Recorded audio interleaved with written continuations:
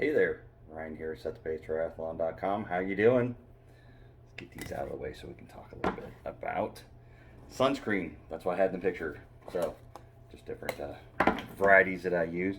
I want to do a quick little video talking about sunscreen because I don't think I've done one.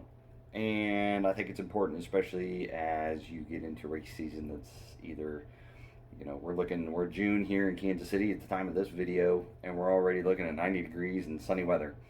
And it's going to be pool season. It's going to be workout outside season. I'm doing some afternoon stuff to get heat acclimated, but at the same time, I don't want to get burnt to a crisp. And it's painful, first of all, but second of all, you don't want to do that because you don't want to have to deal with the ramifications later, possible skin cancer, and all this other skin damage. I've got a little bit of skin damage from sun because I didn't learn my lesson, but hopefully I've limited that. As an adult, I go in for my regular screenings, beginning of the season, after the season, make sure that nothing's popped up, nothing's changed, nothing looks a little weird, because as soon as something's found, I'm going to nip that in the bud. But this video is not about taking care of your skin necessarily. It's about sunscreen in particular and doing it, using it during races. And I'm talking, you probably, any races you want to do if you're in the middle of the summer, sprint, Olympic, 70.3, 140.6, a full Ironman distance, it becomes more important the longer the distance is, but it's not any less important if you're doing a shorter event. Even if you're out there for 45 minutes, an hour, hour and 10 minutes, you get pretty baked if the sun is pretty intense, especially, the sun's up at about 6 o'clock in the morning here right now, so, as soon as you're exposed to that sun and it gets higher and higher as the day goes on, you get that more intensity. So it becomes more important to make sure that you're protecting yourself. So a few ideas and tips and thoughts on when to use it, how to use it, what to use, and all that kind of good stuff. So what kind? Notice there are several different products on the market. There's the sprays, and I'm not endorsing one product over another, the name brand, we'll talk about that in a minute. There's sprays and lotions. Personally, I don't. If I'm doing my training, I use the lotions just because I have time to put it on and really get it in, and especially if you're inside doing spray, it gets everywhere, and it's not necessarily the best thing to breathe it in, and it just kind of asphyxiates you a little bit, and you're just not. So usually, if I've got the time to kind of lather up to go out for a training ride or run or something like that, I'll use the lotion and just apply it liberally, especially any place that's exposed to the sun. I get my face, I get my neck, my ears, and all that kind of stuff, and I get the scalp because I wear my hair pretty short. So if I'm running outside with a visor on, it'll get the top of my head. I've done that before where I didn't even think about it, and I'm sunburned on top of my head. Now, yes, you may experience as you're running along and you sweat a little bit. You got to be careful. It could get in your eyes a little bit and be a little stingy, but overall, I'm a little less liberal on what goes in my head, so I didn't sweat and get in my eyes and that type of thing, but I put some on there just because you don't want to be out and you don't want to have a ring around your head. And I've done that before where I wore a visor and it showed through my hair and it was not very fun and convenient. So that's kind of my delineation. I use both. I use spray, I use lotion, but you want to think about, on race day, if you're using a lotion, usually you're in transition, you're getting everything all set up and you're using lotion.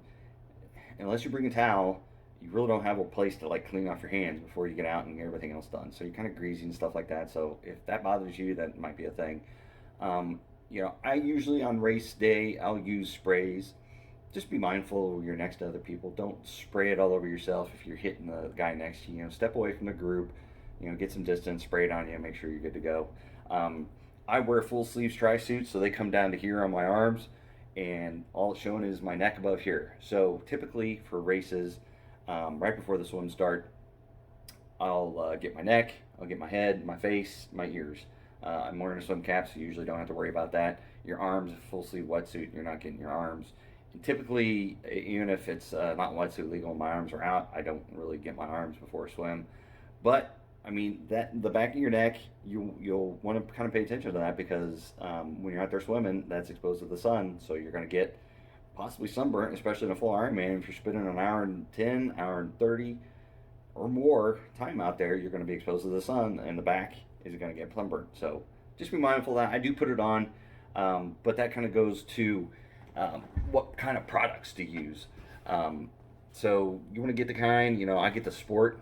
Um, you know, Not necessarily. I mean, I use this one, Caribbean Breeze or whatever, but I just get the ones that are a little bit more water resistant, a little bit more sweat resistant, so they stay on there a little bit longer. So when you're in the swim, if your wetsuit's rubbing on you, it'll probably rub off in certain spots, whatever. But at least when you're in the water and you're moving around and stuff, it'll kind of stay on as much as possible. The swim is just kind of more or less just for just to make sure that you don't get sunburned for some reason while you're out there doing your swim, especially if you've got maybe you put it on your arms if you're not doing a full sleeve or something like that. But so that's why I apply in the beginning of the race. Just cover my face, my neck, and I'm good to go.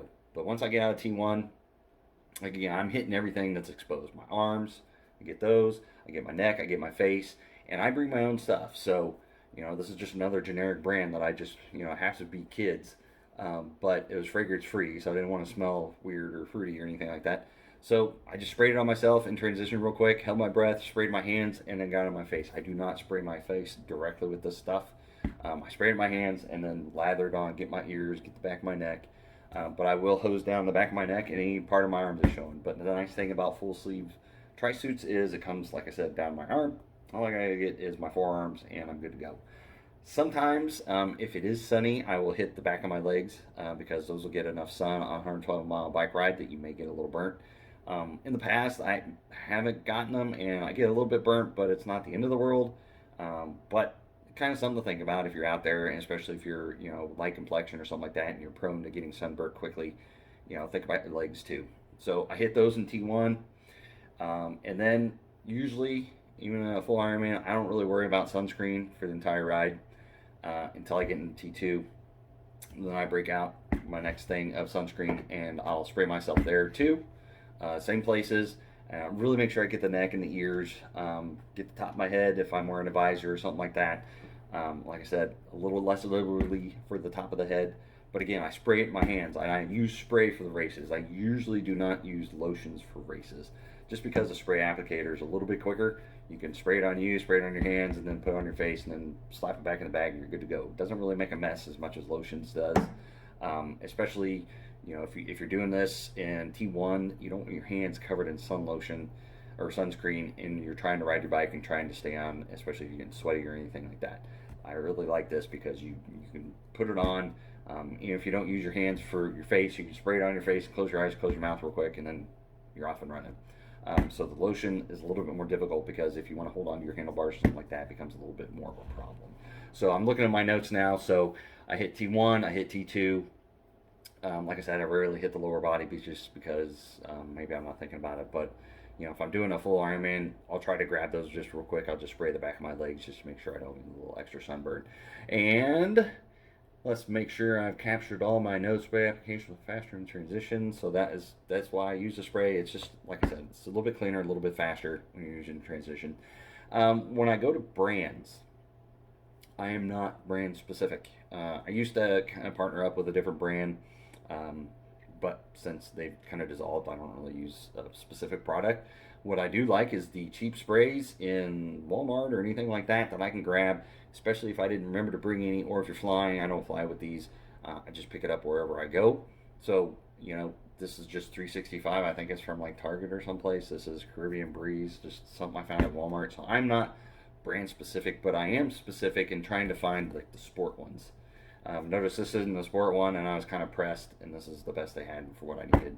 But the sport ones, like I said, it's a little bit more sweat resistant, water resistant, so it doesn't wash off and doesn't wear off as easily. So that's kind of what I look for.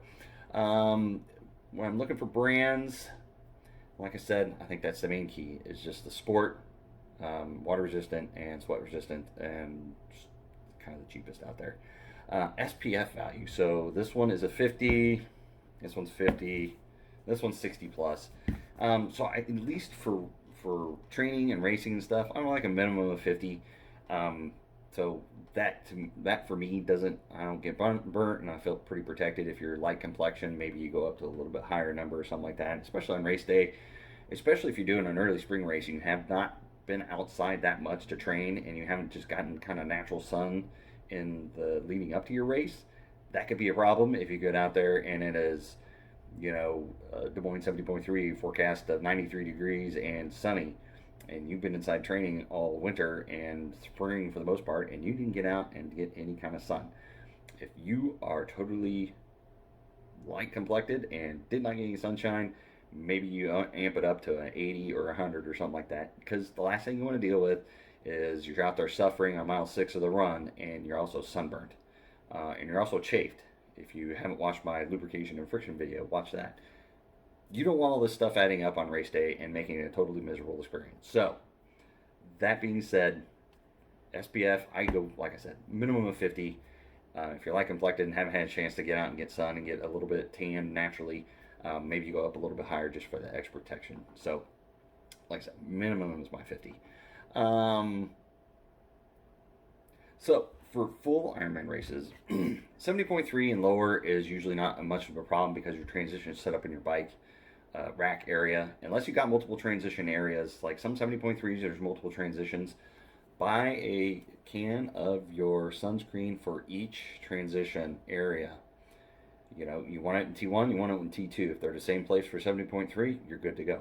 But if you're separate for 70.3, buy enough that you have some in each transition area. Then for Ironman, for full distance, you have your transition gear bags. Make sure you have one in your T2 bag and your T1 bag, because you get to T1, you get all your stuff, you put it back, your swim stuff back in the bag, and you hand it off. You don't see that till the end of the race. Same for T2. You take your bike stuff off, put it in the bag, put your run stuff on, and hand your bag off to a volunteer. You will not see that ever again until the end of the race. And then your morning clothes bag, if you have it in there, you will not see that to the end of the race. So buy enough.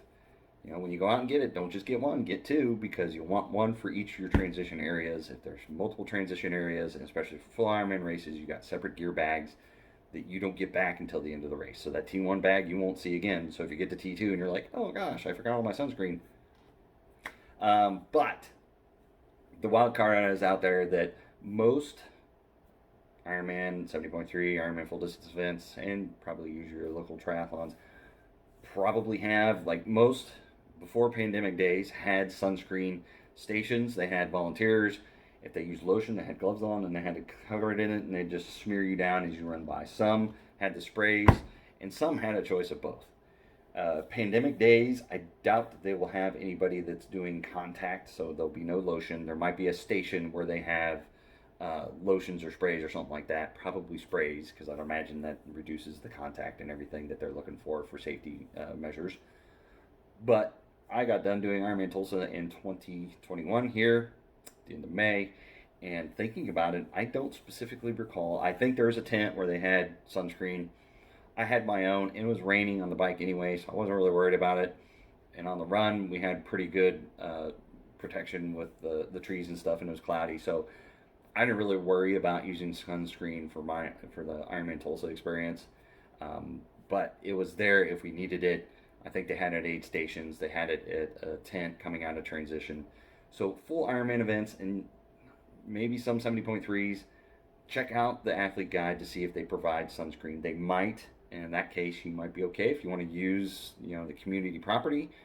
If having your own stuff is important and not sharing it with other people, go out whenever you get to your race area. Go out and find a Walmart and go load up. It's like $3 or $4, but it's the best $3 or $4 that you'll ever spend, because at the end of the race, you won't be sunburnt. You won't be dealing with friction and the areas you didn't lubricate, you didn't even think of, that you put an Aquaphor or butter or whatever on, and you won't be sunburnt and burnt to a crisp. Nothing is worse than walking around the day after a race being chafed and being sunburnt. It's not fun. I've done both.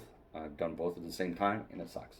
So hopefully this little video kind of brings to mind some tips and advice that you can use for doing sunscreen in your races. And like I said, I don't really one brand over another. SPF minimum 50 sport to reduce water washing it off or friction or anything like that, and use it in the transition areas, and make sure you use it in training. Make sure it is good for your skin. I know that for my kids, we have sensitive skin. I don't use it, but it's for my kids. So if you break out with certain products, make sure you try them in your training before you go out and race. because on race day you want to find out that you break out in rashes when you use the generic 365 kids sunscreen or something like that. Try it out before you go out and race, and make sure that your skin is okay with whatever brand you're going to buy. For me, luckily, I can use kind of any generic, and it's not really a problem. Does the trick, stops me from getting sunburnt, and allows me to enjoy my race as much as you can enjoy a full Ironman. But the next day, I'm not burnt to a crisp. I'm just sore. I'm not chafed, not burnt to a crisp, just sore. That's the goal. So if you got any questions, put them in the comments. I'll get back, and I try to read every comment and get you any answers that maybe I've left out in the video, or if you got suggestions, maybe I add up a follow-up, or maybe I change this video to include any more information that you guys are looking for. So with that, happy training out there, and we'll see you guys on race day.